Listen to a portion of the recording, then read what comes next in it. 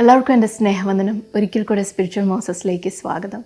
ഇന്ന് ഞാൻ നിങ്ങളോട് ഷെയർ ചെയ്യാൻ ആഗ്രഹിക്കുന്നത് കഴിഞ്ഞ ദിവസങ്ങളിൽ ദൈവാത്മാവ് വളരെ ശക്തമായി എന്നോട് പേഴ്സണലി ഇടപെട്ട ഒരു വിഷയമാണ്.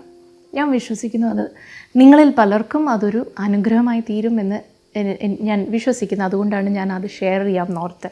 നമ്മൾക്ക് എല്ലാവർക്കും യോസെഫിൻ്റെ കഥ അറിയാം ഇല്ലേ? ബൈബിളിലെ യാക്കോബിൻ്റെ മകനായ യോസെഫ്, മിസ്രൈമിൻ്റെ പ്രധാനമന്ത്രിയായി തീർന്ന യോസെഫ്. ദൈവവചനം പറയുന്നത് ഉൽപ്പത്തി പുസ്തകം 37-ാം അധ്യായത്തിൽ പറയുന്നു, യോസെഫിന് 17 വയസ്സുള്ളപ്പോൾ ദൈവത്തിൻ്റെ ആത്മാവ് അവന് സ്വപ്നത്തിൽ കൂടി അവൻ്റെ ഭാവിയെക്കുറിച്ച് അവനോട് സംസാരിച്ചു. അപ്പോൾ 17 വയസ്സുള്ള യോസെഫിന് അവൻ്റെ ഭാവിയെക്കുറിച്ചൊരു കൃത്യമായൊരു ബോധ്യമുണ്ട്. ഞാൻ രാജകീയ കാര്യങ്ങൾക്ക് വേണ്ടി ജനിച്ചവനാണെന്നുള്ള അവൻ്റെ ദൈവവിളി അവന് ബോധ്യമായി.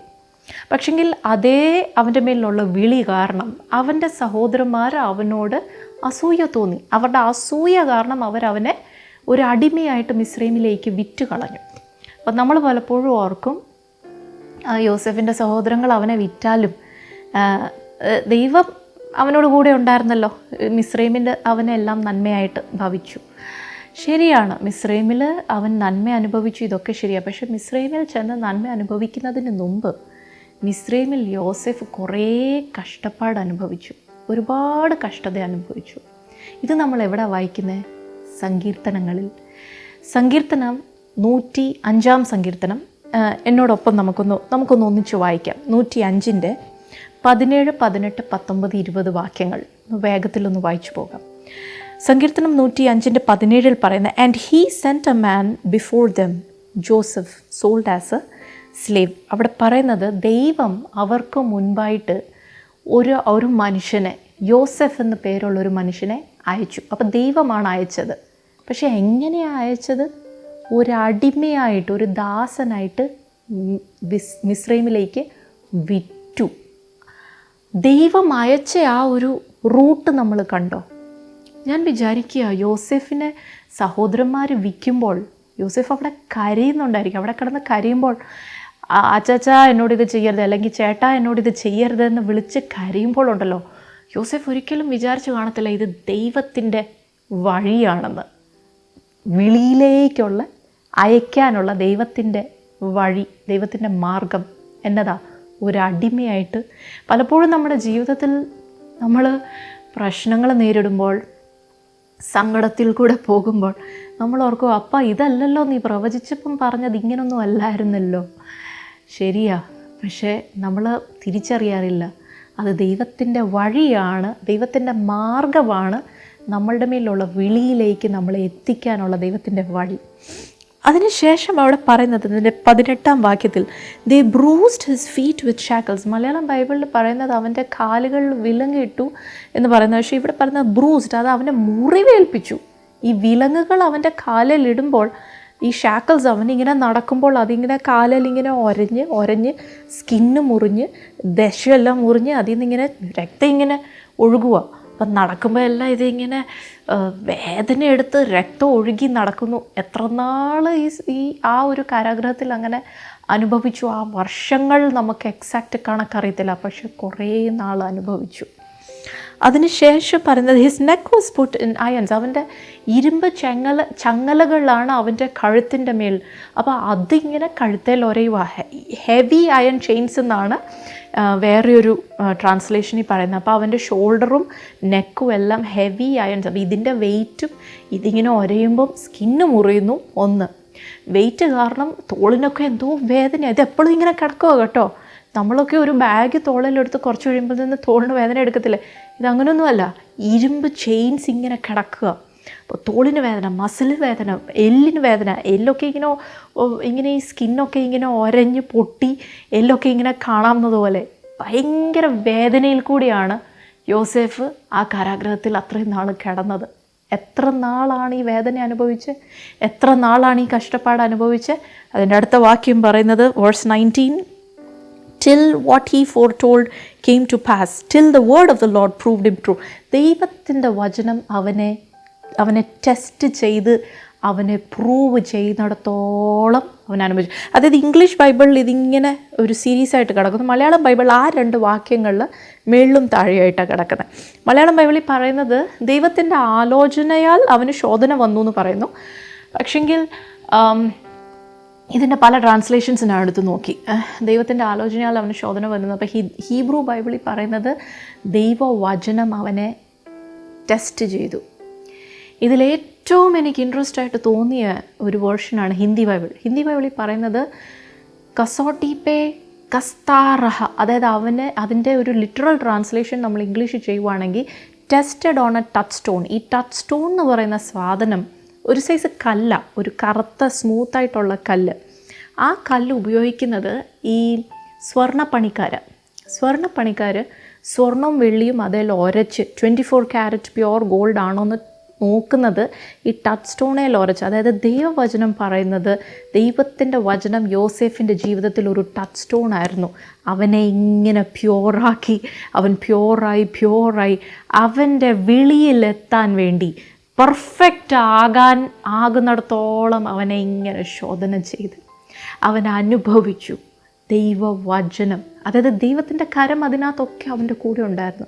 പക്ഷേ അവൻ്റെ ഡെസ്റ്റിനിയിലെത്താൻ, അവൻ്റെ കോളിങ്ങിലെത്താൻ, ആ ഒരു രാജാവിൻ്റെ കൊട്ടാരത്തിൽ പ്രവേശിക്കാൻ അവൻ റെഡിയാണെന്ന് ദൈവവചനം അവനെ മുദ്രയിട്ട് അപ്രൂവ് ചെയ്ത് കഴിഞ്ഞപ്പോഴത്തേക്കിനും ആ നിമിഷം ക്ഷണനേരം കൊണ്ടാണ് അവൻ്റെ അവസ്ഥയ്ക്ക് വ്യത്യാസം വന്നത്. അവിടെ പറയുന്ന അടുത്ത വാക്യത്തിൽ പറയുന്ന രാജാവ് ആളെ അയച്ച് അവനെ പുറത്തിറക്കി. അതായത് ഒരു ദിവസം രാവിലെ എന്നത്തെ പോലെയും യോസേഫ് ഈ കാലയിൽ ചങ്ങലയും ഈ ഹെവി അയൺ ചെയിൻസും ഒക്കെ കഴുത്തും ഒക്കെ ആയിട്ട് ഇങ്ങനെ എഴുന്നേറ്റ് വരുമ്പോൾ യോസേഫ് അറിഞ്ഞില്ല അന്ന് രാത്രി യോസേഫ് കിടക്കാൻ പോകുന്നത് രാജാവിൻ്റെ കൊട്ടാരത്തിൽ മിസ്രൈം ഭരിക്കുന്നവനായിട്ടാണെന്ന്. ക്ഷണനേരം കൊണ്ട് ദൈവത്തിൻ്റെ ആ സമയം വരുമ്പോൾ, പ്രിയ ദൈവമക്കളെ, നമ്മൾ ഈ വേദനയിൽ കൂടെ കടന്നു പോകും. പലപ്പോഴും നമ്മൾ ചോദിക്കും, അപ്പ എത്ര നാളാണ്, ഇനി എത്ര സഹിക്കണം? ദൈവത്തിൻ്റെ വചനം നമ്മളെ ഇങ്ങനെ ടെസ്റ്റ് ചെയ്ത് ദൈവവചനം നമ്മളെ പ്രൂവ് ചെയ്ത് ദൈവത്തിൻ്റെ കറക്റ്റ് സമയം വരുമ്പോൾ ക്ഷണനേരം കൊണ്ടായിരിക്കും നമ്മുടെ അവസ്ഥയ്ക്ക് വ്യത്യാസം വരുന്നത്. ഹല്ലേലൂയ. ദൈവവചനത്തിൽ പറയുന്നത് എനിക്ക് തോന്നുന്നു 41-ാം അധ്യായത്തിലാണെന്ന് തോന്നുന്നു. അവിടെ പറയുന്നത് യോസേഫ് 30-ാമത്തെ വയസ്സിലാണ് മിസ്രൈം ഭരിക്കുന്ന നേതാവായിട്ട് അവിടെ കൊട്ടാരത്തിൽ പ്രവേശിക്കുന്നത്. At the age of 30. 17-ാം വയസ്സിൽ സഹോദരന്മാർ വിറ്റു. 30-ാം വയസ്സിൽ കൊട്ടാരത്തിൽ പ്രവേശിച്ചതിന് ശേഷം അവിടെ 7 വർഷം അവിടെ സമൃദ്ധി ഉണ്ടായിരുന്നു. അപ്പോൾ ആ 7 വർഷം കഴിഞ്ഞപ്പോഴത്തേനും യോസഫിന് 37 വയസ്സ്. 7 വർഷത്തെ സമൃദ്ധിക്ക് ശേഷം 7 വർഷത്തെ ക്ഷാമം തുടങ്ങുന്നു. അപ്പോൾ യോസെഫിൻ്റെ സഹോദരന്മാർ വന്ന് യോസെഫിൻ്റെ മുന്നേ വന്നിരിക്കുക. അപ്പോൾ യോസെഫ് 37 വയസ്സുള്ള യോസെഫ്, അല്ലെ 38 വയസ്സുള്ള യോസെഫ് സഹോദരന്മാരെ കാണുക. ഉൽപ്പത്തി പുസ്തകം 50-ാം അധ്യായത്തിൻ്റെ 20-ാം വാക്യത്തിൽ അവരെ നോക്കിയപ്പോൾ യോസെഫിനൊരു കാര്യം ഓർമ്മ വന്നു. 20 വർഷങ്ങൾക്ക് മുമ്പാണല്ലോ ഇവരെന്നെ വിറ്റത്. അപ്പോൾ തിരിഞ്ഞു നോക്കി, ഞാൻ ആ കരഞ്ഞതെല്ലാം കാരാഗ്രഹത്തിൽ കിടന്നപ്പം പാനപാത്രക്കാരനോട് പറഞ്ഞു, കഴിയുമെങ്കിൽ ഫറോനോട് പറഞ്ഞ് എന്നെ ഇവിടെ നിന്നൊന്ന് പുറത്തിറക്കണം, ഞാൻ ഇവിടുത്തുകാരനല്ല, ഞാനൊരു എബ്രായനാ, എനിക്ക് എങ്ങനെയും എൻ്റെ അപ്പൻ്റെ വീട്ടിൽ തിരിച്ചങ്ങ് പോയാൽ മതി. യോസെഫിന് ഇത് ദൈവത്തിൻ്റെ പദ്ധതിയും പ്ലാനുമാണെന്ന് കഷ്ടതയിൽ കൂടെ കടന്നു പോയപ്പോൾ ഒരു ഐഡിയയും ഇല്ലായിരുന്നു. പക്ഷേ ഇപ്പോൾ 20 വർഷങ്ങൾക്ക് ശേഷം തിരിഞ്ഞു നോക്കിയപ്പോൾ യോസെഫിന് ദൈവത്തിൻ്റെ കരം ഓരോ നിമിഷവും, ദൈവത്തിൻ്റെ ഫിംഗർ പ്രിൻറ്റ് യോസെഫിൻ്റെ ജീവിതം മുഴുവനും യോസെഫിന് കാണാൻ സാധിച്ചു. സഹോദരന്മാരോട് പറയാതെ, അന്ന് നിങ്ങൾ എന്നെ വിറ്റ് കളഞ്ഞല്ലോ, നിങ്ങൾ എൻ്റെ ദോഷത്തിന് വേണ്ടി അത് ചെയ്തു. പക്ഷേ എൻ്റെ സ്വർഗത്തിലെ അപ്പൻ അതിനെ തിരിച്ച് എൻ്റെ നന്മയ്ക്കായിട്ട് അതിനെ തിരിച്ചു. I can see the hand of God. ദൈവത്തിൻ്റെ ആ ഫിംഗർ പ്രിൻറ്റ് എൻ്റെ ജീവിതം മുഴുവനും എനിക്കിപ്പോൾ കാണാം. എനിക്കിതിലൊന്നും ഒരു വിഷമവുമില്ല. ദൈവമാണിതെല്ലാം എൻ്റെ ജീവിതത്തിൽ നന്മയ്ക്കായിട്ട് വരുത്തിയത്. ഹല്ലേലൂയ. പ്രിയ ദൈവമക്കളെ, ഇപ്പോൾ വേദനയിൽ കൂടെ കടന്നു പോകുന്ന നിങ്ങൾക്ക് അതിൻ്റെ അർത്ഥം മനസ്സിലാവത്തില്ല. നമ്മൾ പലപ്പോഴും ചോദിക്കും, അപ്പ എന്തിനാ എന്നെ ഇങ്ങനെ കഷ്ടപ്പെടുത്തുക, എത്ര നാളായി ഞാൻ സഹിക്കാൻ തുടങ്ങിയിട്ട്, അല്ലേ? പക്ഷേ പരിശുദ്ധാത്മാവ് പറയുന്നത്, ദൈവവചനത്തിൻ്റെ കരങ്ങളിലേക്ക് നമ്മളെ അങ്ങ് വിട്ടുകൊടുത്താൽ, ദൈവവചനം നമ്മളെ ടെസ്റ്റ് ചെയ്ത് പ്യുവർ ഗോൾഡായിട്ട് നമ്മളെ പുറത്തിറക്കും. ആ പ്യുവർ ഗോൾഡായിട്ട് പുറത്തിറങ്ങുന്ന ആ നിമിഷം, ദൈവത്തിൻ്റെ ആ ഒരു അപ്പോയിൻറ്റഡ് ടൈം വരുമ്പോൾ, പിന്നെ ആ വിടുതൽ എന്ന് പറയുന്നത് ക്ഷണം നേരം കൊണ്ട്, അതിന് പിന്നെ താമസമില്ല. ഒരു രാവിലെ എഴുന്നേൽക്കുന്ന കാരാഗ്രഹത്തിലാണ്, രാത്രി കിടന്ന് ഉറങ്ങുന്ന കൊട്ടാരത്തിൽ രാജാവായിട്ടാണ്. ക്ഷണനേരം കൊണ്ടുള്ള വ്യത്യാസം. അതുവരെ നമ്മൾ ദൈവസന്നിധി കൃപ കൃപ കൃപ എന്ന് പറഞ്ഞ് സഹിച്ചുകൊണ്ട് മുൻപോട്ട് പോകുക. അങ്ങനെ പോകാനുള്ളൊരു കൃപയ്ക്കായി നമ്മൾക്ക് പ്രാർത്ഥിക്കാം. അങ്ങനെ സംഭവിച്ചാൽ എന്താണെന്ന് സംഭവിക്കാൻ പോകുന്നതെന്നറിയോ? ഒരു ദിവസം നമ്മളും യോസെഫിനെ പോലെ തിരിഞ്ഞു നോക്കും. ഇപ്പോൾ ഒന്നും മനസ്സിലാവത്തില്ല, പക്ഷേ ഒരു ദിവസം തിരിഞ്ഞു നോക്കുമ്പോൾ നമ്മൾക്ക് ദൈവത്തിൻ്റെ കരം ഇതിനകത്തൊക്കെ നമ്മൾക്ക് കാണാൻ സാധിക്കും.